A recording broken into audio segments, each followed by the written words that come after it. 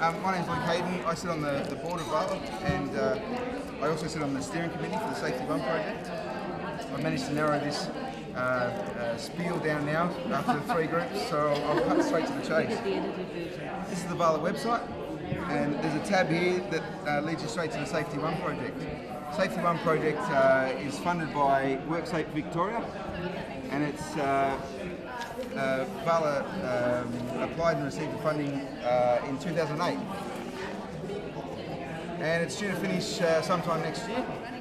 So what Vala have done is they've made applied learning resources that are applicable to OH&S for WorkSafe. So this is the Safety One website. This is what it looks like. If I just move forward here.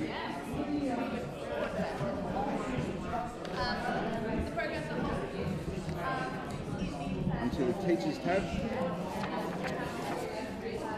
And as that Teachers tab is loading, I'll point this out, this poster. You might have seen this poster. I've seen it in a lot of VCAL classrooms. And so that was developed in conjunction with Vala. There's generally a lot of competitions too that are run from this Safety One website. So, for instance, here, Term 3 Safety One T-shirt competition.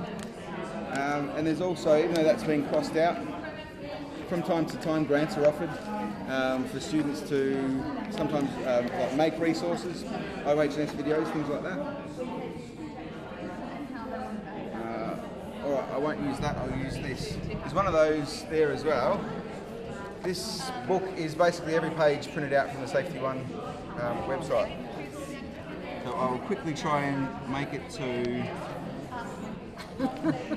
I was relaxed last time, but it's the camera.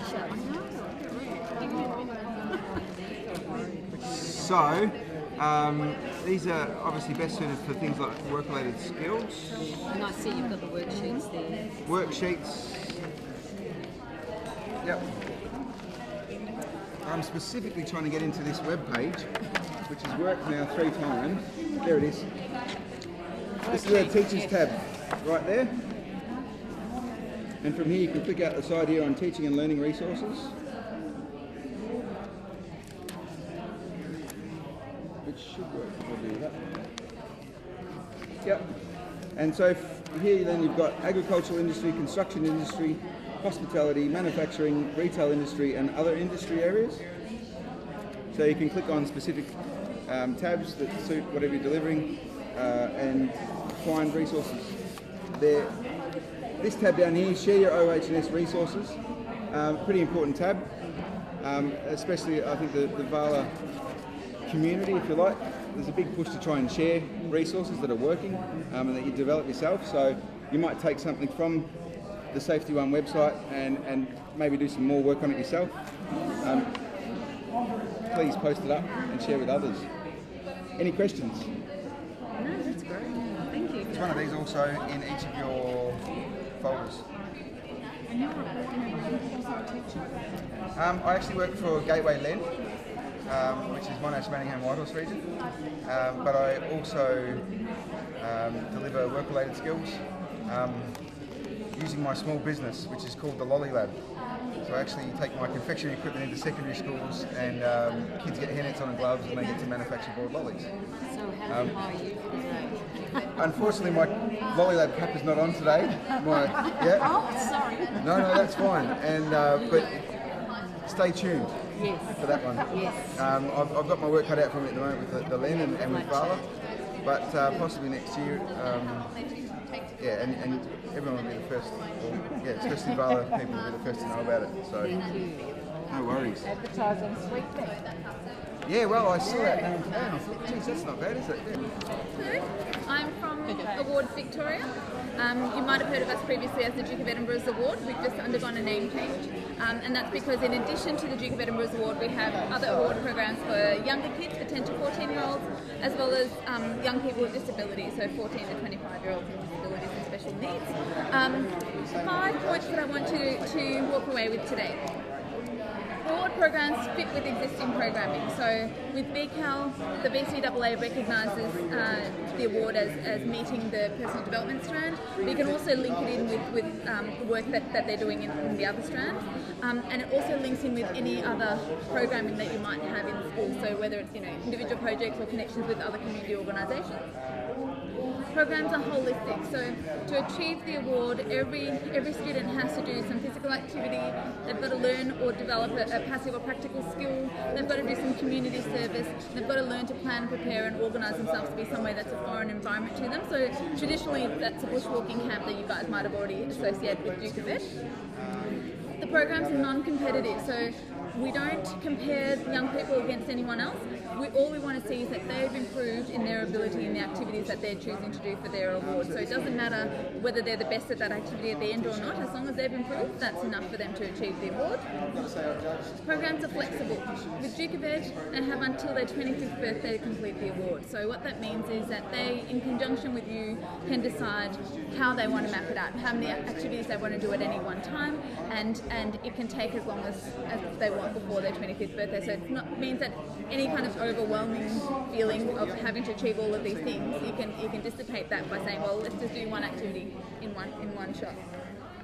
Programs are an opportunity to showcase their skills and talents. Because they get to choose the activities, we don't mind how out of the square they are, or how, not mainstream.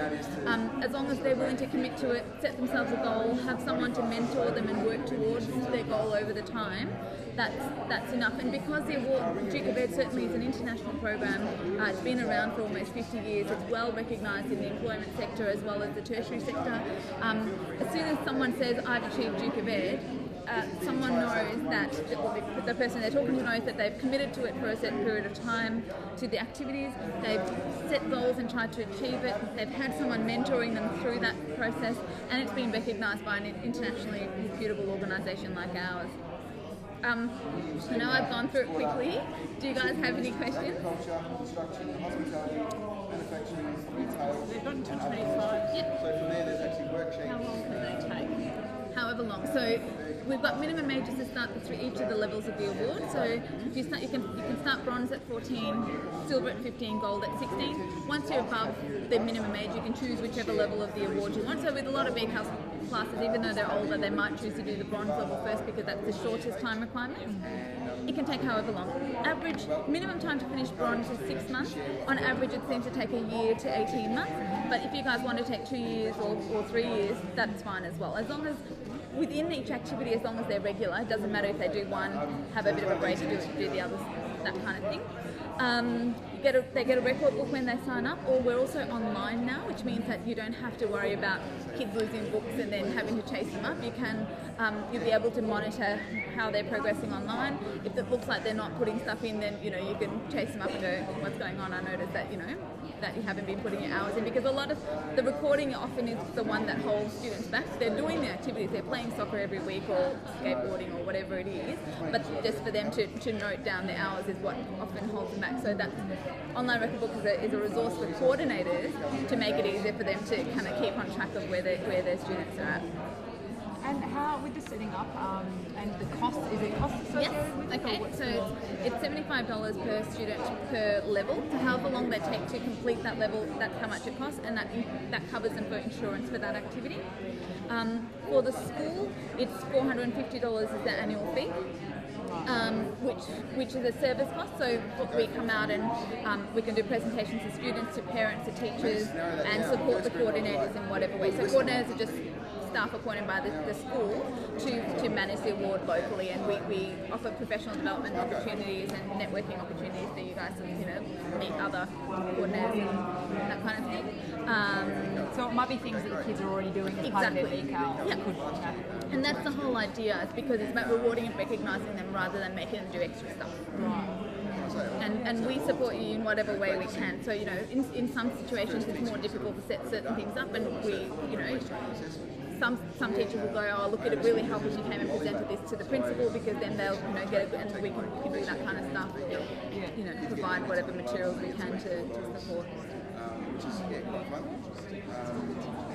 But to see these kids, And it's the kind of thing that, because it's done in public schools, in private schools, at every level, it's a really good equaliser, because you can say I went to Scotch College and got my Duke of Ed, but you can also have gone to, the local school down the road and achieve the same thing, and it means the same thing. Do students do this as a collaborative project, or is it an individual? Well, they can do it working together, but the achievement is still individual. So you might say, we've got this environmental plan at school, and everyone has a different role, but they need to have their own goal within that grouping to achieve. I'm based in Wheelers Hill, but my equipment's mobile. Thank you.